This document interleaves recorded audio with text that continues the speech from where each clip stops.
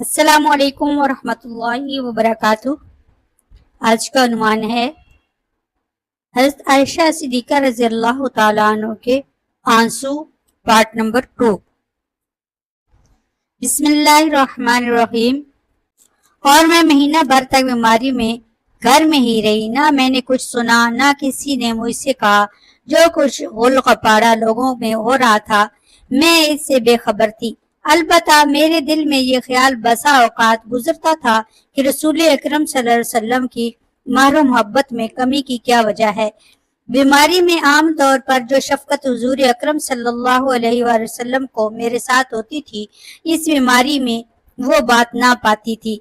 اس لیے مجھے رنج تو بہت تھا مگر کوئی وجہ معلوم نہ تھی۔ بس حضرت صلی اللہ علیہ وآلہ وسلم تشریف لاتے، سلام کرتے اور دریافت فرماتے طبیعت کیسی ہے، اور کوئی بات نہ کرتے۔ اس سے مجھے بڑا صدمہ ہوتا مگر بہتان بازوں کی تہمت سے میں بالکل غافل تھی۔ اب سنیے، اس وقت تک گھروں میں لیٹرین کا انتظام نہ تھا اور عرب کی قدیم عادت کے مطابق ہم لوگ میدان میں قضائے حاجت کے لیے جایا کرتے تھے۔ عورتیں عموماً رات کو جایا کرتی تھیں۔ گھروں میں لیٹرین بنانے پر عام طور پر نفرت کی جاتی تھی۔ حسب عادت میں مستہ بنت ابی رحم ابن عبد المطلب بن عبد المناف کے ساتھ قضائے حاجت کے لیے چلی۔ اس وقت میں بہت ہی کمزور تھی۔ یہ مستہ یہ میرے والد ابو بکر کی خالہ تھی۔ ان کی والدہ سہار بن عامر کی لڑکی تھی۔ ان کے لڑکے کے نام مستہ بن اثاثہ بن عباد بن عبد المطلب تھا۔ جب ہم واپس آنے لگے تو حضرت مستہ کا پاؤں چادر کے دامن میں الجھا اور بے ساختہ ان کے منہ سے نکل گیا، مستہ غارت ہو۔ مجھے بہت برا لگا اور میں نے کہا، تم نے بہت برا کلمہ بولا، توبہ کرو، تم اسے گالی دیتی ہو جس نے جنگ بدر میں شرکت کی۔ اس وقت مستہ نے کہا، بولی بی بی آپ کو کیا معلوم؟ میں نے کہا، کیا بات ہے؟ انہوں نے فرمایا، وہ بھی ان لوگوں میں ہے جو آپ کو بدنام کرتے پھرتے ہیں۔ مجھے سخت حیرت ہوئی، میں ان کے سر ہو گئی۔ کم از کم مجھے سارا واقعہ تو کہو۔ اب انہوں نے بہتان باز لوگوں کی تمام کارستانیاں مجھے سنائی۔ میرے تو ہاتھوں کے طوطے اڑ گئے۔ رنج و غم کا پہاڑ مجھ پر ٹوٹ پڑا۔ مارے صدمے کے میں تو اور بیمار ہو گئی۔ بیمار تو پہلے سے ہی تھی، اس خبر نے تو نڈھال کر دیا۔ جوں تو کر کے گھر پہنچی۔ اب صرف یہ خیال تھا کہ میں اپنے میکے جا کر اور اچھی طرح معلوم تو کر لوں کہ کیا واقعی میری نسبت ایسی افواہ پھیلائی گئی ہے اور کیا کیا مشہور کیا جا رہا ہے۔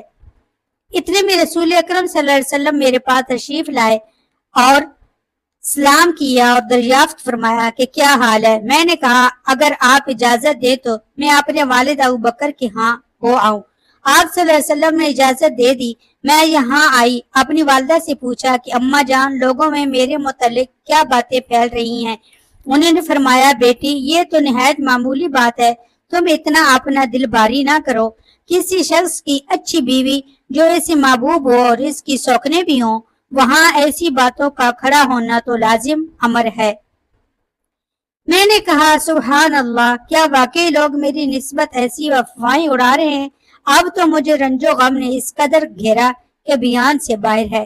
اس وقت سے جو رونا شروع ہوا، واللہ ایک دم بھر کے لیے میرے آنسو نہیں تھمے۔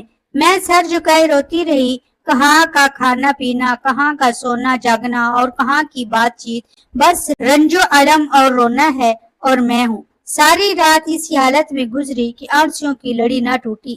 دن کو بھی یہی حال رہا۔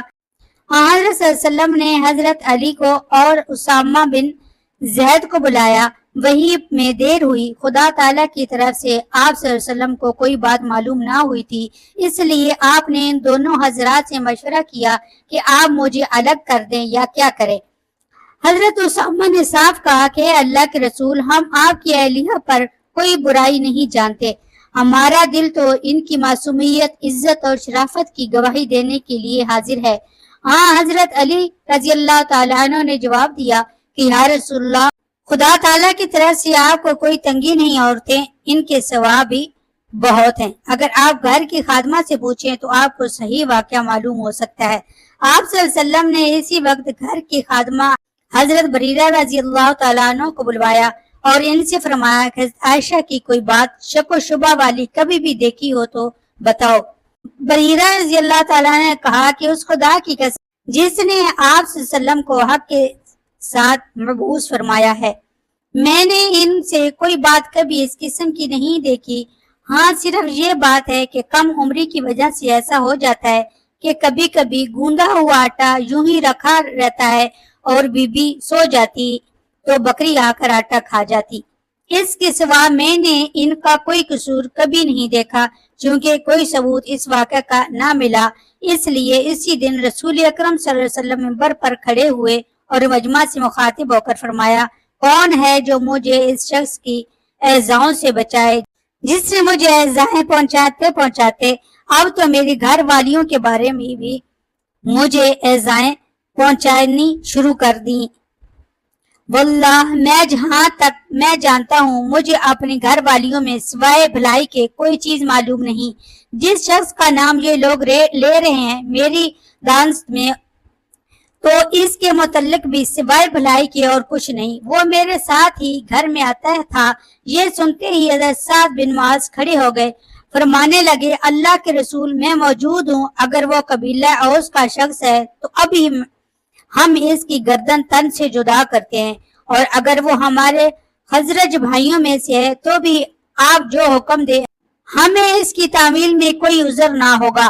یہ سن کے حضرت سعد بن عبادہ رضی اللہ تعالیٰ عنہ کھڑے ہو گئے جو قبیلہ خزرج کے سردار تھے۔ تو یہ بڑے نیک بخت مگر حضرت سعد بن معاذ کی اس وقت کی گفتگو سے انہیں اپنے قبیلہ کی حمیت آ گئی اور ان کی طرفداری کرتے ہوئے حضرت سعد بن معاذ سے کہنے لگے، نہ تو اسے قتل کرے گا نہ اس کو قتل پر تو قادر ہے۔ اگر وہ تیرے قبیلے کا ہوتا تو اس کا قتل کیا جانا کبھی پسند نہ کرتا۔ یہ سن کر اسید بن حفیر کھڑے ہو گئے، یہ حضرت سعد بن معاذ کے بھتیجے تھے۔ کہنے لگے، اے سعد بن عبادہ، تم جھوٹ کہتے ہو، ہم اسے ضرور مار ڈالیں گے۔ آپ منافق ہیں کہ منافقوں کی طرفداری کر رہے ہیں۔ اب ان کی طرف سے اس کا قبیلہ اور ان کی طرف سے ان کا قبیلہ ایک دوسرے کے مقابلے پر آ گئے اور قریب تھا کہ اوس و خزرج یہ دونوں قبیلے آپس میں لڑ پڑے۔ حضور اکرم صلی اللہ علیہ وسلم نے منبر پر انہیں سمجھانا اور چپ کرانا شروع کیا، یہاں تک کہ دونوں طرف خاموشی ہو گئی۔ نبی کریم صلی اللہ علیہ وسلم بھی خاموش ہو گئے۔ ادھر میرا یہ حال تھا کہ سارا دن بھی رونے ہی میں گزرا۔ میرے اس رونے میں میرے والدین کی سٹی کم کر دی گئی۔ وہ سمجھ بیٹھے تھے کہ میرا یہ رونا میرا کلیجہ پھاڑ دے گا۔ دونوں حیرت زدہ مغموم بیٹھے ہوئے تھے اور مجھے تو رونے کے سوا اور کوئی کام ہی نہ تھا۔ انصار کی ایک عورت آئی اور وہ بھی میرے ساتھ رونے لگی۔ ہم یوں ہی بیٹھے ہوئے تھے جو اچانک رسول اکرم صلی اللہ علیہ وسلم تشریف لائے اور سلام کر کے میرے پاس بیٹھ گئے۔ قسم خدا کی جب سے یہ بہتان بازی شروع ہوئی تھی آج تک رسول اکرم صلی اللہ علیہ وسلم میرے پاس کبھی نہیں بیٹھے تھے۔ مہینہ بھر گزر گیا تھا کہ حضور اکرم صلی اللہ علیہ وسلم کی یہی حالت تھی، کوئی وحی نہیں آئی تھی کہ فیصلہ ہو سکے۔ آپ صلی اللہ علیہ وسلم نے بیٹھتے ہی اول تو تشہد پڑھا، پھر اما بعد پڑھ کر فرمایا کہ اے عائشہ، تیری نسبت مجھے یہ خبر پہنچی ہے، اگر تو واقعی پاک دامن ہے تو اللہ تعالیٰ تیری پاکیزگی ظاہر فرما دے گا، اور اگر تو کسی گناہ میں آلودہ ہو چکی ہے تو اللہ تعالیٰ سے استغفار کرو، توبہ کرو۔ بندہ جب گناہ کر کے اپنے اقرار گناہ کے ساتھ خدا کی طرف جھکتا ہے اور اس سے معافی طلب کرتا ہے تو اللہ تعالیٰ اسے بخش دیتا ہے۔ آپ صلی اللہ علیہ وسلم اتنا کہہ کر خاموش ہو گئے۔ یہ سنتے ہی میرا رونا دھونا سب جاتا رہا، آنسو تھم گئے، یہاں تک کہ میں آنسو کا ایک قطرہ بھی نہ پاتی تھی۔ میں نے اول تو اپنے والد سے درخواست کی کہ میری طرف سے رسول اکرم صلی اللہ علیہ وسلم کو آپ ہی جواب دیں، لیکن انہوں نے کہا، واللہ میری سمجھ میں نہیں آتا کہ میں حضور صلی اللہ علیہ وسلم کو کیا جواب دوں۔